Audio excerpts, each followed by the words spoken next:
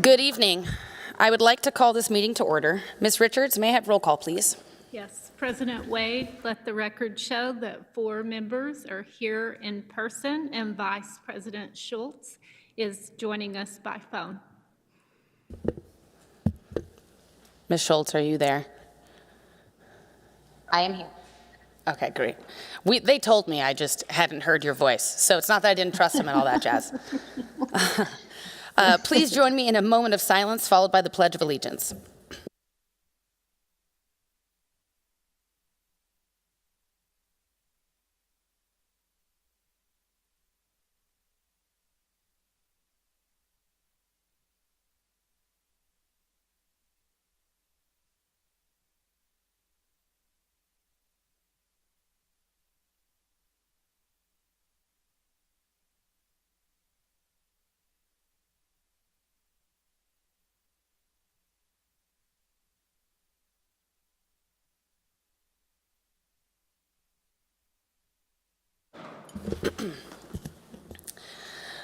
I motion to approve the agenda. That would be Ms. Jarman seconding. Help if I get right. All those in favor? Aye. Aye. Aye. Ms. Schultz, that was an aye, yes? Correct. Thank you. Motion carries 5-0. Ms. Richards. Yes, President Wade, upcoming events. Next Thursday, June 19th, is Juneteenth, and our offices are closed. Tuesday, June 24th, is our next governing board meeting. And Friday, of course, we will observe July 4th as Independence Day. That completes upcoming events. Thank you, Ms. Richards. This brings us to a public hearing presentation of fiscal year 2026 proposed budget. We will now move to a public hearing to discuss the fiscal year 2026 proposed budget. Mr. Moore. Thank you, President Wade, members of the board. Tonight we'll be presenting the fiscal 2026 proposed budget, as you stated. This budget was being presented to the board starting in January of this fiscal year. If you recall, we had 3 meetings in which we reviewed a tentative 26 budget. And as we work through this budget tonight, you'll notice not a lot of changes due to several factors. But as my staple slide, the budget calendar, we are starting this process over again. And so we are all the way back to the left with tonight doing the proposed budget. Again, I'll be back June 24th for the adoption of this proposed budget. With the legislature not convened yet and there's no state budget, there is a potential that we come back in September and do an early revision pending any sort of financial implications directly related to the K-12, which is our budget. I would say it's not really optimistic that we'll be back for a revision, noting that there's not really a lot out there for new money in terms of K-12. We will then move to December, and then that will be our traditional timeline for our first revision, where we reconcile our ADM and a lot of our budget balance carry forward items. So there's my little arrow. So like I just stated, currently there's no 2026 state K-12 budget or even state budget at this point. The aggregate expenditure limit, which is an ongoing thing that we have notated within our financials, because that has a big implication if it does not get exempted. It has been exempted for the last 2 years, and we anticipate that being exempted again in this legislative cycle for 26. Again, another one-time exemption. One thing with no state approved budget right now, there is, AD has given us notice that there is no state aid payment for June. Essentially, state aid payments reconcile what the district could not bring in terms of property taxes. That's a whole nother complicated formula, but in layman's terms, what that means is we will potentially miss that June state aid payment, which is cash for our district. Thankfully, though, that would not affect our district at this point in time. We have prudent reserves to have sufficient cash balances to make our payroll going into June and July to cover that non-state aid payment that is currently being implemented from ADE. So known budget implications, we are assuming in this proposed budget, like I stated back in the tentative budget, that a 2% inflation adjustment. That 2% inflation adjustment statutorily in statute, and it's based on the GDP price deflator.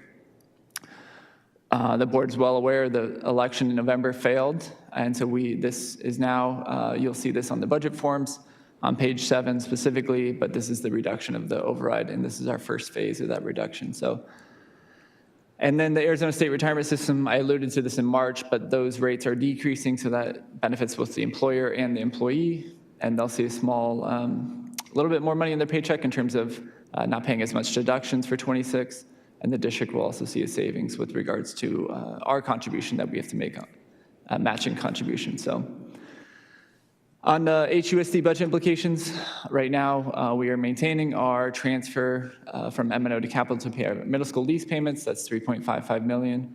That's a principal and interest payment for fiscal year 26. Through this process, working through, and I have later slides, we are proposing a $2 million adjacent ways levy. This is a one-time tax implication for fiscal 26 of 19 cents per $100,000 of assessed value. I'll cover that in a little more detail right now. So within the budget process, the board has statutory authority to levy an adjacent ways tax without voter approval. This proposed $2 million levy, what you can see would, again, cause an estimated 19 cents per $100,000 of assessed value for a one-time tax for, again, fiscal 26.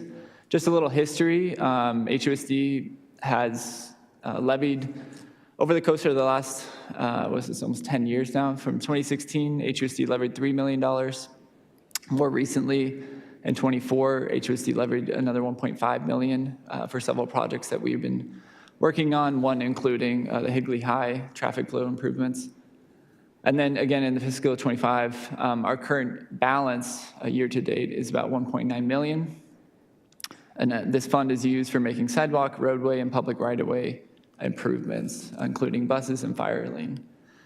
The reason we are proposing a $2 million levy is this Williams Field traffic flow modification improvement.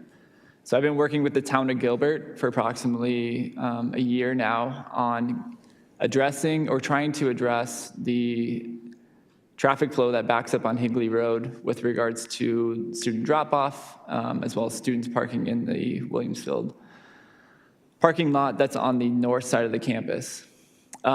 This proposed schematic is currently has verbal approval from the town of Gilbert.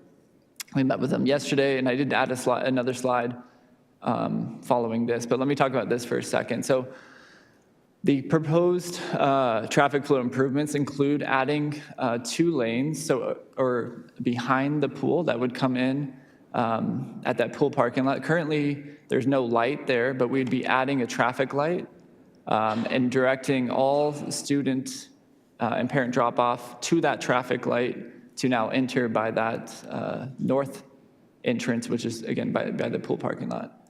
That traffic flow would then come 2 lanes behind the pool and route to the west towards the football field, and then 2 lanes again in front of the school to drop off.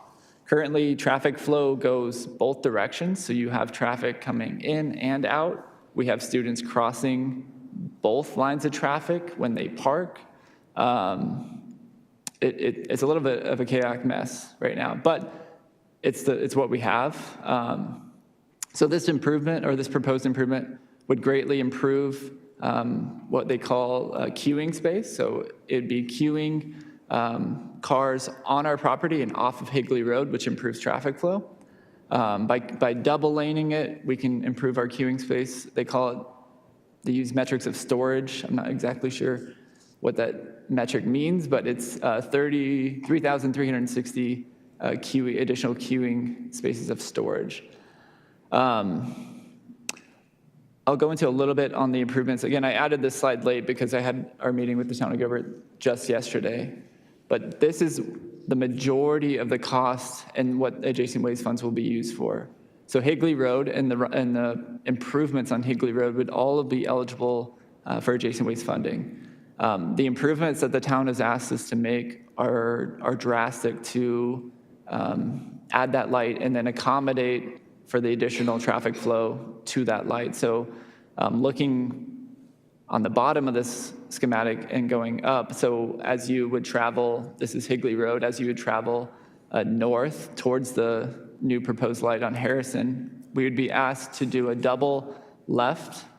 Currently, there is a small left well up that median. We'd be removing the whole median, and again, adding some additional queuing as people are making a left and allowing traffic to flow north for people not turning into our campus.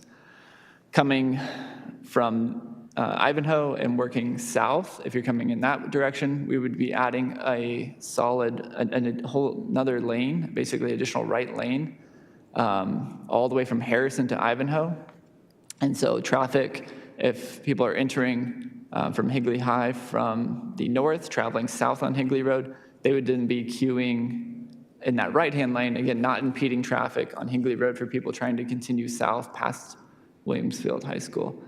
There would also be some minor improvement on the other side of Harrison to allow for a double entrance into that new pool entrance. So again, we had the meeting yesterday. Town of Gilbert has given us verbal approval. We are proceeding with civil drawings and getting permitting in place. We anticipate this project with regards to Higley Road taking place in 2026, summer 2026.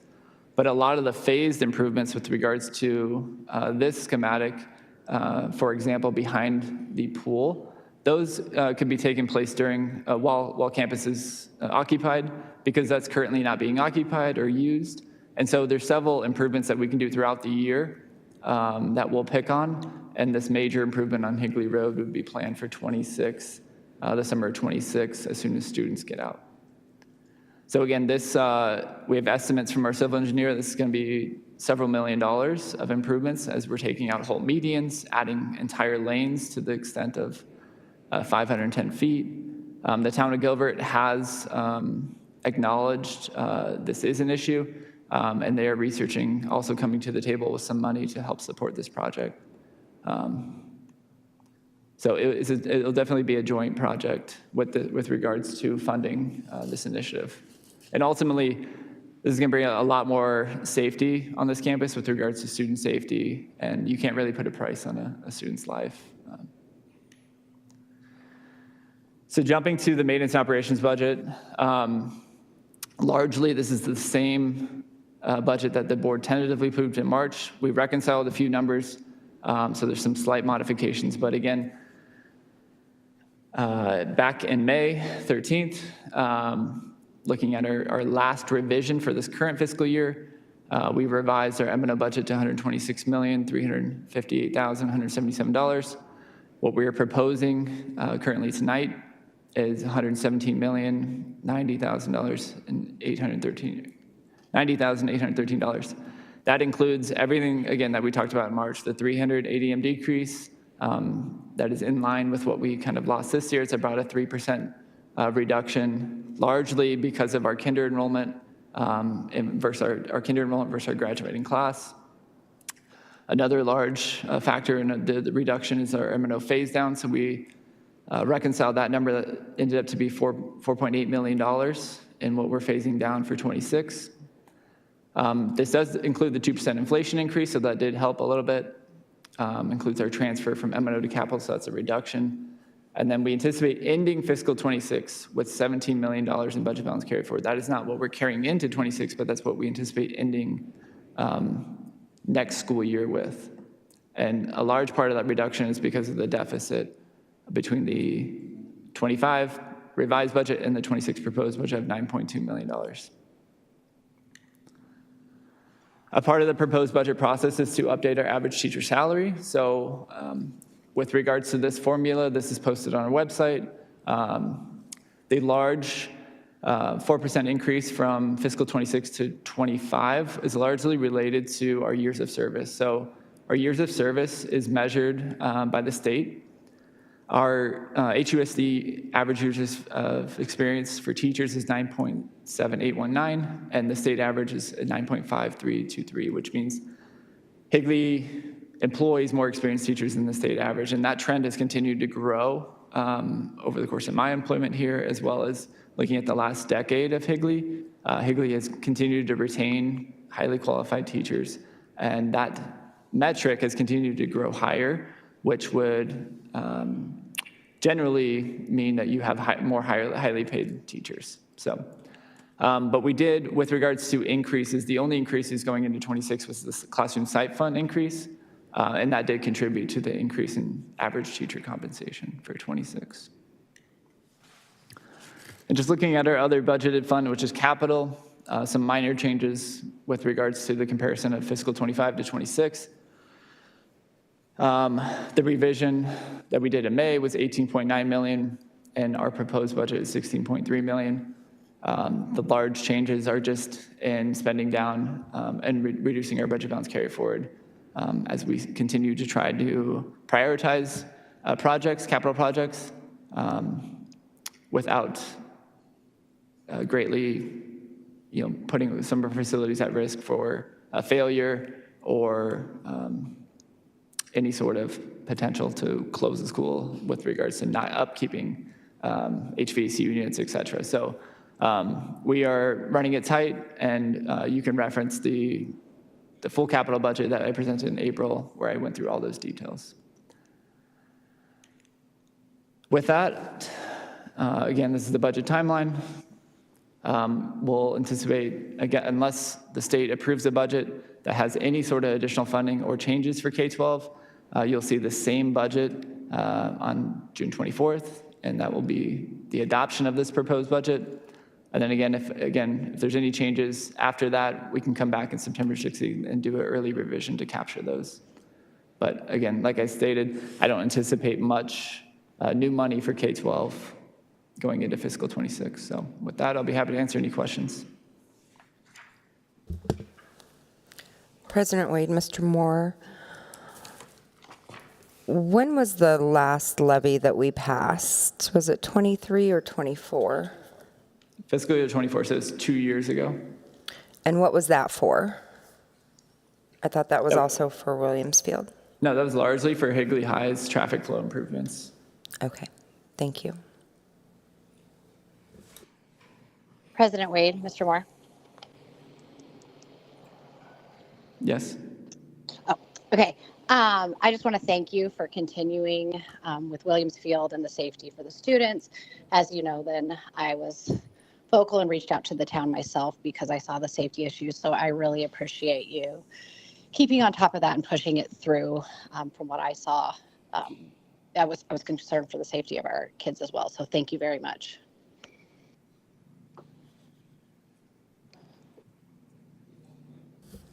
Yeah, I'm kind of new here, but I just want to touch base that we're kind of doing like comparative analyses of other districts and how we're kind of meeting up to that standard.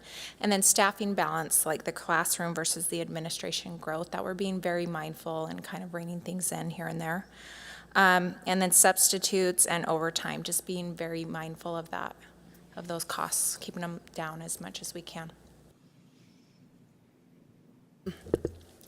Does any member of the public have any comments or questions regarding the fiscal year 2026 proposed budget? As you all are staying in your seats, I am going to assume that we can move on if nobody else has comments up here. All right. We will now reconvene in open session. I motion to approve consent agenda items 5.1 through 5.26. That would be Ms. Jarman who is seconding. All those in favor? Aye. Aye. Ms. Aye. Schultz? Aye. Aye. And that was an aye. Ms. Van Hook? Yes. The motion passes 5-0. President Wade, I do have a comment I'd like to make about Sure. an item. For the 5.3 personnel action items, while I'm while I'm willing to approve this item at this time, I would like to make the following statement regarding liquidated damages. I understand that waiving liquidated damages for employees who resign amid allegations of misconduct may be seen as cost-saving measure, avoiding the time and expense of formal termination process. But I do have a serious ethical concern about this practice which we see across the education field. Allowing individuals to quietly resign without proper accountability enables them to seek employment in other districts often without any record of misconduct that led to their departure. This not only puts students and staff in other districts at potential risk, but also undermines our collective responsibility as educators to uphold safety and integrity across the profession. As a public school district, we have a moral obligation to prioritize the well-being of all students, both within our community and beyond. When we allow someone to leave without documenting or addressing their conduct, we contribute to a system that protects adults over children and shields behavior that should be called out and corrected. This is not just a financial decision, it's a question of public trust, student safety, and ethical leadership. We must consider whether short-term legal or budgetary conveniences justifies the long-term harm this practice can cause to students, staff, and the broader educational community. Thank you. Go ahead, Mr. Clever. Oh, no, go ahead. No, I was just going to say, I don't think liquidated damages does the same thing that was just stated there. That's not my belief. That's not my understanding. That's not what I expect out of our superintendents either. Okay. Couple of things that we just passed with consent agenda items, so I want to make sure I do these things appropriately. First, I'd like to thank Gilbert Centennial PTO, Chase Building Team, and the ECDC PTO for their generous donations to the district. Oh, yeah, sure, yeah, that's fair. Yes, indeed. I also, I recognize that we will have another meeting with your face, good sir, Mr. Moore. But as it was part of the consent agenda items, I wish to express on behalf of Higley and myself immense gratitude. I think it is important to express that we are aware of where Higley has come from or the things that Higley has done. And I think it is safe to say that you are a large part of the reason that the people and the community of Higley can have faith and trust in that what we are doing is always with students in mind. I personally feel that a lot of times when you deal with people who are solely concerned with money or the finance of things, oftentimes the students get left behind, or what is ultimately best for, you know, the young individuals that we are entrusted to. And at no point in my relationship with you, which is now going on 2.5 years, have I ever felt that your heart was in anything other than what is best for our students and ways that we can stretch a dollar to maximize every little bit of what our students get in terms of their education. And so we are, with heavy hearts, angry and sad that we have such a great loss. We're grateful to have known you and had the opportunity for you to be here. And, you know, congrats and all that jazz.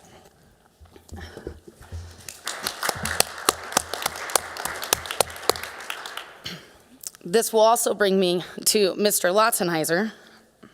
You are up for introduction as well. That consent agenda passed. President Wade, members of the board, it is with great pleasure that I would like to introduce the new principal of Higley High School, Mr. Brian Bannock. Brian, if you'll stand, please.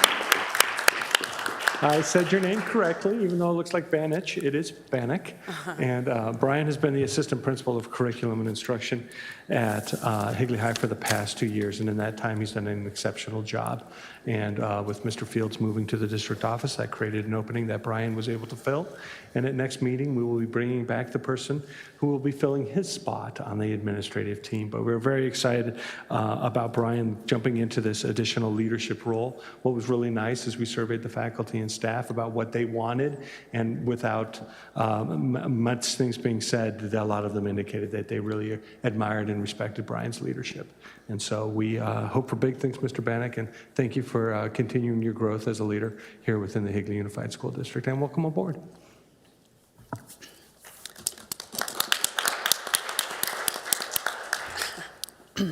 President Wade. Yes, go ahead, Mr. Urban.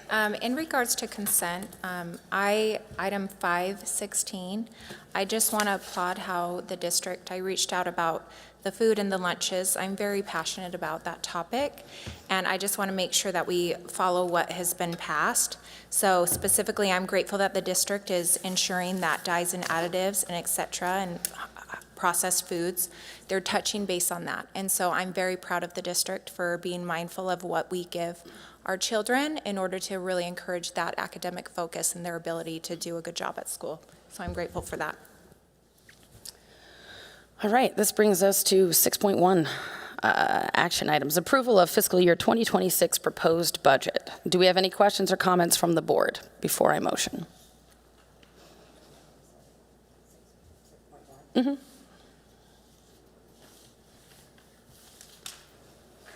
that a no?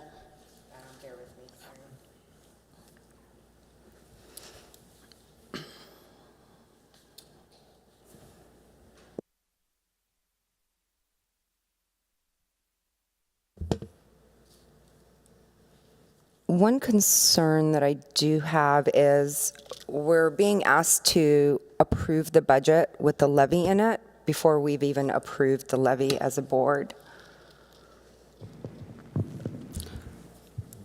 I would venture at the very least that your vote on whether or not you approve it right now would be to include that levy. Yeah, President I Wade, Member don't think Van Hook, that's the process of approving the levy is done through the proposed budget. And so your vote, yea or nay, would be approving the levy or not approving the levy. The Okay, levy I- process is done through the proposed budget. That's the, I thought it required a separate vote, and due to like truth in taxation and notifying the community, does that, none of that's that? all done apply? through the proposed budget. If you look at reference, there's a form that's called Truth in Taxation Form that's in the proposed budget. That, again, that process is all done through this approval. So a yay would give us authority to proceed with that tax levy. A nay would then give us, or indicate that we need to exclude that from the proposed budget, and then that would not be included in the adopted budget. Okay.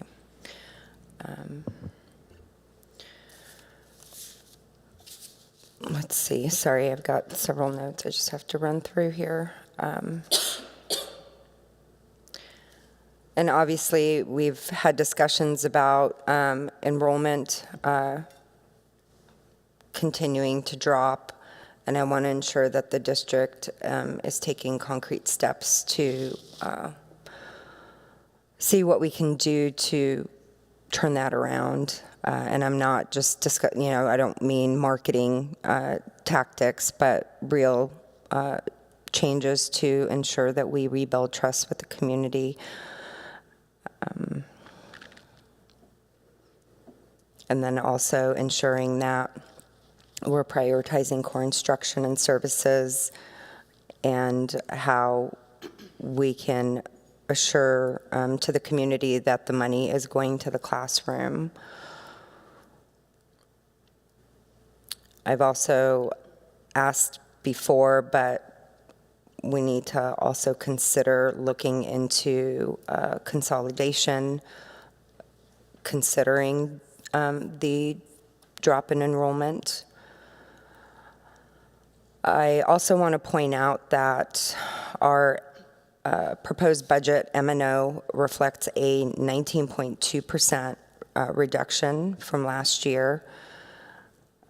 And we're still carrying forward, it looks like 15 million, which is roughly about 12.8% of our total M&O budget. And that's a pretty good substantial reserve. And I hope that we can provide the voters proper information as to how we plan to use funds when it comes to M&O. In addition, the district's proposed budget shows a big drop in the secondary property tax rate. and the M&O rate is going down by 37%, and that's probably due to the override ending, the current override. And then the Class B bond rate is dropping by about 18%, and that's likely due to the debt being paid down. And together with these changes to the secondary tax rate will be about 28%, and for homeowners, that's about 11% savings on their property taxes. But I just want to note that the primary tax rate has gone up, and if this override does pass, that property taxes will go up. And then, although, not a lot, but with the levy, that'll add to that property tax increase as well. That's all I have. Mr. Moore, for clarification, just to make sure I'm understanding correctly, and then the community does as well.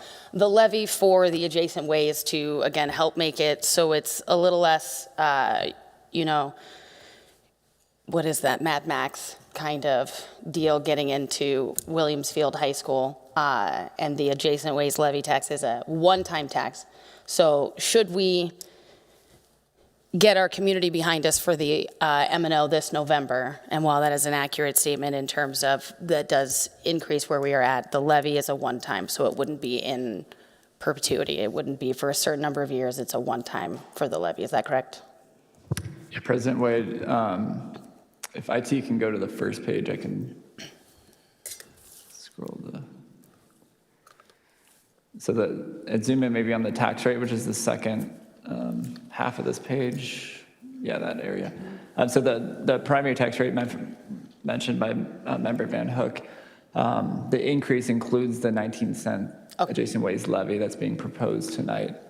So that tax rate is also continuing to go down. As assessed valuation increases, the county assessor can only assess a 5% increase. And so that 5% increase is typically related, or the equation comes down to a decrease in primary tax rate. So to circle back to your answer, the truth in taxation, which is the adjacent ways levy, is a one-time tax of 19 cents, which would come off that primary tax rate. So you can reduce that by 19 cents for year 27, and then you can assume a continued reduction as property values continue to rise and continue to lag behind the actual value of the house. So those two areas will, with regards to the primary tax rate, will continue to go down. Thank you. Excuse me, President Wade, Mr. Moore, how many years will the impact be, though? It's not just 1 year impact, correct? For the adjacent ways levy? Correct. It is a 1 year impact on 1 year. property resident, yeah. Okay. And with the levy of $2 million, we anticipate that satisfying the district's needs for several years. The anticipated cost of this Williamsfield project was much higher than we anticipated, which is the only reason we're asking the board for this additional funds at this point in time. Okay, thank you.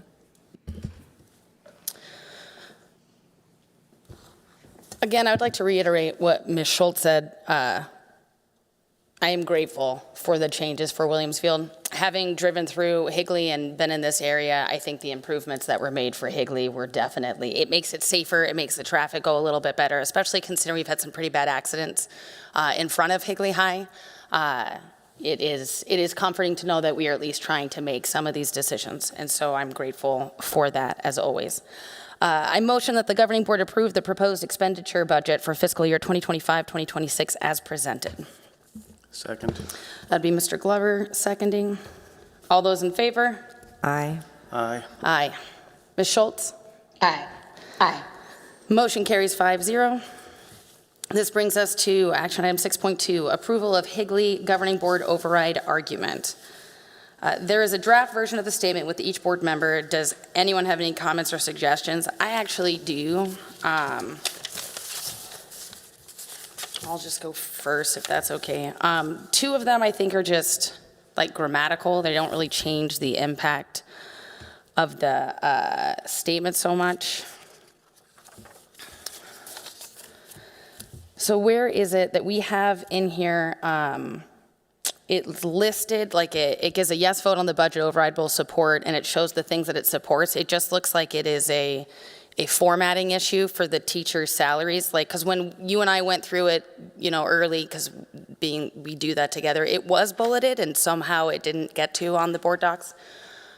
President Wade, that's correct. Is that this one that we're on? Because it looks different. The bullet should be indented. Is that what you're Yeah, asking on basically, because the teacher salaries salaries? is floating there. Yeah, no, it should be bulleted. So that was the first one that I had. I don't know for that, I don't really, I would assume everybody's in favor of formatting it so it's in the same list. It just looks like it is a grammatical issue. The other thing is that we have yes in quotes everywhere except for at the very bottom, the very last sentence doesn't have quotes. I also think we should put that yes in quotation as well. President Wade, that's easy fix. Okay. As I realize, I think the thing they're showing online is different than what we're discussing right now. So for those of you who are following along and you're like, where are we? Yes.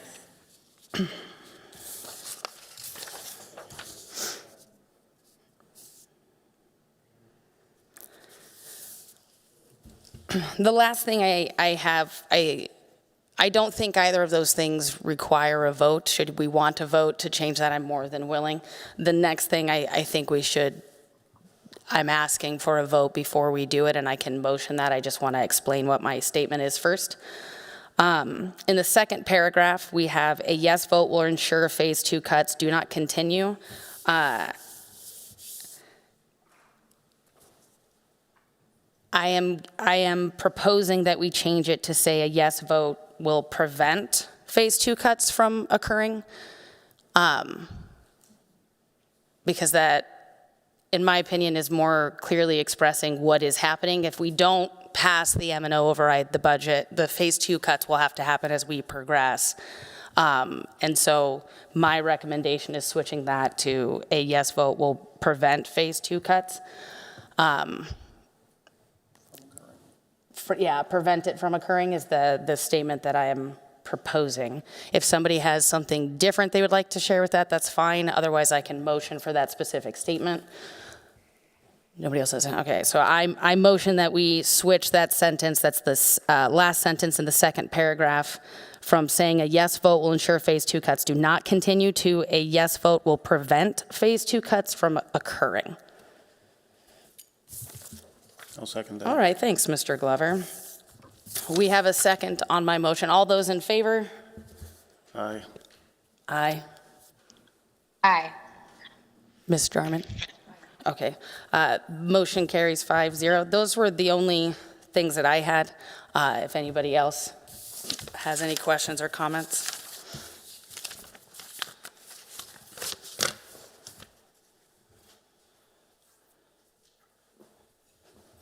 Is that a no? Okay. That's fine. I just didn't want to I didn't know what you were writing down. I didn't want to cut you off before. Okay. Everybody good? All right, great. I motion to consider, discuss, amend if desired, and if deemed advisable, to adopt a resolution approving the governing board's argument in support of the special maintenance and operation budget override election. Second. Thank you again, Mr. Glover. All those in favor? Aye. Aye. Aye. All those opposed? Motion carries 3-2. Future agenda items. Does anyone have any requests for future agenda items? Yeah, me neither. All right. Look at that. Look at us. I motion to adjourn this meeting. Look at you. I'm going to give it to Miss Van Hook because she's right next to me. Oh, look at that. All those in favor? Aye. Ms. Schultz? Excellent. Aye. Meeting adjourned. Thank you all. Enjoy your summer. It's hot. Stay hydrated.